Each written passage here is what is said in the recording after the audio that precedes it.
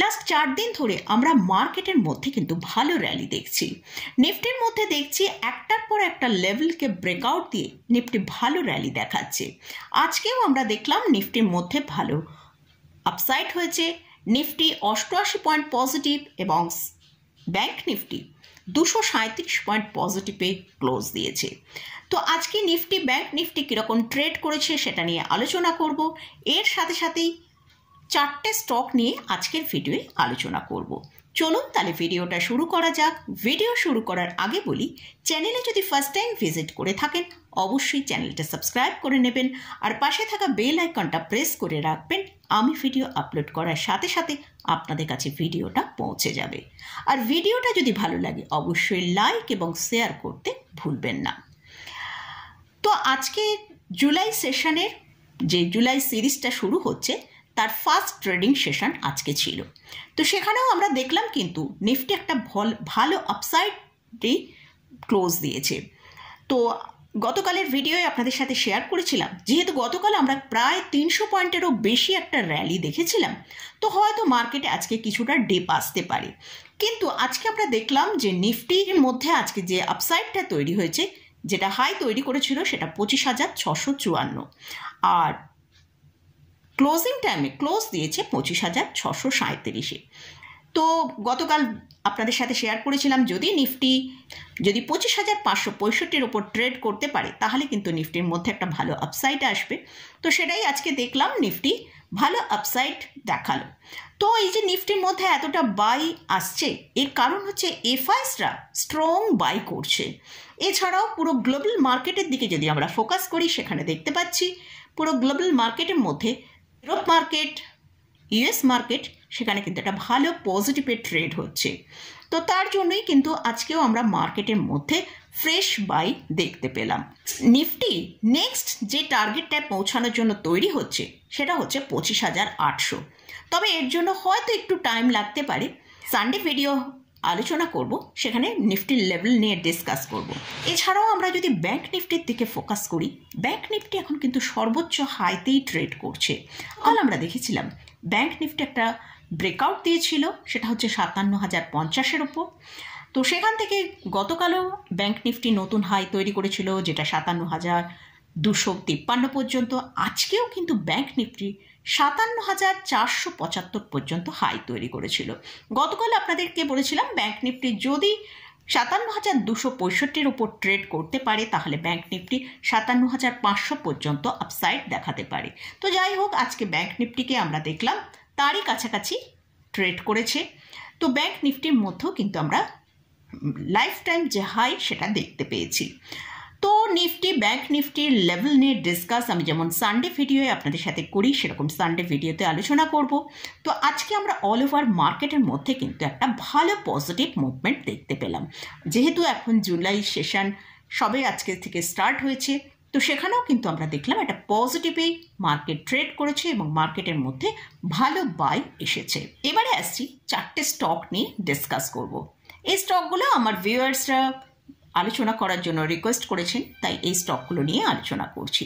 তবে স্টকগুলো খুবই ইন্টারেস্টিং স্টক।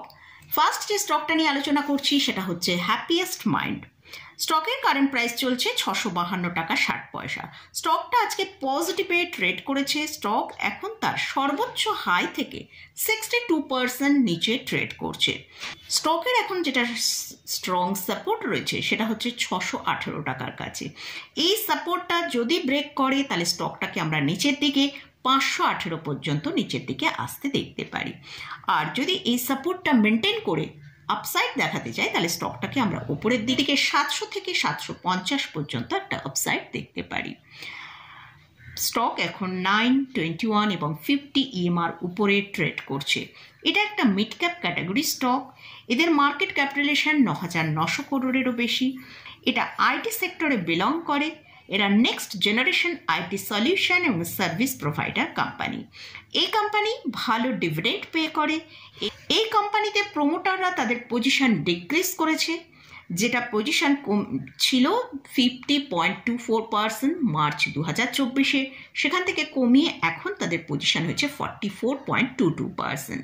আর এফআইসরা যেটা মার্চ 2024-এ ছিল তার থেকে পজিশন তারা বাড়িয়ে তাদের পজিশন হয়েছে 5.04%। আর ডিআইএসের পজিশন মার্চ 2024-এ ছিল 2.57%, সেখান থেকে মার্চ 2025-এ বাড়িয়ে 10.58% করেছে। তো এখানে দেখা যাচ্ছে এফআইএস এবং ডিআইএসরা কিন্তু তাদের পজিশন বাড়িয়েছে। নেক্সট যে স্টকটা নিয়ে আলোচনা করব সেটা হচ্ছে আইটিসি। আইটিসির কারেন্ট প্রাইস চলছে 420 টাকা। স্টকটা আজকে ফ্ল্যাট টু নেগেটিভে ট্রেড করেছে। এটা একটা এভারগ্রিন স্টক। এই স্টক লাস্ট 5 ইয়ার্সে 115% র্যালি দেখিয়েছে। এছাড়া এটা একটা লার্জ ক্যাপ ক্যাটাগরি স্টক। এদের মার্কেট ক্যাপিটালাইজেশন 5,26,000 করোড়েরও বেশি। এই কোম্পানি ভালো ডিভিডেন্ড পে করে। এদের আরওই হচ্ছে 27.5%, আরওসি হচ্ছে 37%। এটা অলমোস্ট একটা ডেট ফ্রি কোম্পানি। এই কোম্পানিতে এফআইএসরা 39.87% হোল্ড করছে এবং ডিআইএসরা 45.19% হোল্ডিংয়ে রেখেছে। এই কোম্পানি ফান্ডামেন্টালি খুবই স্ট্রং এবং এই স্টকটাকে যখনই যেরকম ডিক্লাইন আসবে পোর্টফোলিও অ্যাড করে রাখা যেতে পারে। আর সব থেকে বেস্ট হবে এসআইপির মাধ্যমে যদি এই আইটিসিকে পোর্টফোলিও অ্যাড করা যায়, সেটা সবচেয়ে বেটার হবে। নেক্সট যে স্টকটা নিয়ে আলোচনা করছি সেটা হচ্ছে রিল্যাক্সো ফুটওয়্যার লিমিটেড। স্টকের কারেন্ট প্রাইস চলছে 425 টাকা। স্টকটা আজকে একটা ফ্ল্যাট টু পজিটিভে ক্লোজ দিয়েছে। এই স্টকটা তার হায়ার লেভেল থেকে 71% ডিক্লাইনে ট্রেড করছে। তো আমার ভিউয়ার্সের বাই করা আছে 540 টাকায়। সেখান থেকে এখন স্টকটাকে যদি দেখি যে 540 থেকেও 26% নিচে ট্রেড করছে। তো আমরা একবার স্টকের চার্টটা দেখব। সেখানে দেখতে পাচ্ছি লাস্ট 4 মাস ধরে স্টকটা কিন্তু একটা রেঞ্জের মধ্যে ট্রেড করছে।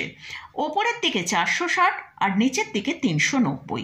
যদি ওপরের দিকে 460কে ব্রেকআউট দিয়ে ওপরের দিকে ট্রেড করে সাস্টেন করে, তাহলে ওপরের দিকে 500 থেকে 530 টাকা পর্যন্ত মুভ করতে পারে। আর নিচের দিকে যদি 390কে ব্রেক করে নিচের দিকে আসে, তাহলে 340 টাকা পর্যন্ত নিচের দিকে আসতে পারে। লাস্ট যে স্টকটা নিয়ে আলোচনা করছি সেটা হচ্ছে বিএল। এই স্টকের কারেন্ট প্রাইস চলছে 416 টাকা। আজকে স্টকটা প্রায় 1.54% র্যালি দিয়েছে। লাস্ট 1 ইয়ার্সে এই স্টকটা 36.75% র্যালি দিয়েছে। এই স্টকটা ডিফেন্স সেক্টরে বিলং করে। এই স্টক অবশ্যই লং টার্ম পোর্টফোলিও অ্যাড করে রাখা যেতে পারে, কারণ আমাদের ইন্ডিয়ান গভর্নমেন্টের আত্মনির্ভর ভারতের জন্য ডিফেন্স সেক্টর আগামী দিনে আরও ভালো গ্রোথ আসতে চলেছে এবং তারই পরিপ্রেক্ষিতে এইসব ডিফেন্স স্টক আরও ভালো র্যালি দেখাবার সম্ভাবনা আছে। যখনই এই স্টকের মধ্যে ভালো ডিপ আসবে তখনই অবশ্যই পোর্টফোলিও সেটাকে অ্যাড করে রাখা যেতে পারে। এই স্টকেরও ফান্ডামেন্টাল খুবই স্ট্রং। এটা একটা লার্জ ক্যাপ ক্যাটাগরি স্টক। এদের মার্কেট ক্যাপিটালাইজেশন 3 লক্ষ করোড়েরও বেশি। কারেন্ট পি চলছে 57 কাছে। লাস্ট 3 ইয়ার্সের আরওই ট্র্যাক রেকর্ড খুব ভালো, যেটা 26.5%। লাস্ট 5 ইয়ার্সের প্রফিট গ্রোথ 23.9% CAGR গ্রোথ হয়েছে। তো মোটামুটি এই স্টকগুলো নিয়ে আলোচনা করার জন্য আপনারা রিকোয়েস্ট করেছেন, তাই এই স্টকগুলো নিয়ে আলোচনা করলাম। তবে এই স্টকে কোথাও কোনো বাই রেকমেন্ডেশন নেই। এই স্টকে কোথাও যদি কোনো পজিশন নিতে চান, তার আগে ভালো করে চার্ট অ্যানালিসিস করে নিয়ে তারপরে পজিশন নেবেন। তো মোটামুটি আজকের মতন ভিডিওটা এখানেই শেষ করছি। ভিডিওটা যদি ভালো লাগে অবশ্যই লাইক করবেন, শেয়ার করবেন, সাবস্ক্রাইব করবেন। ধন্যবাদ।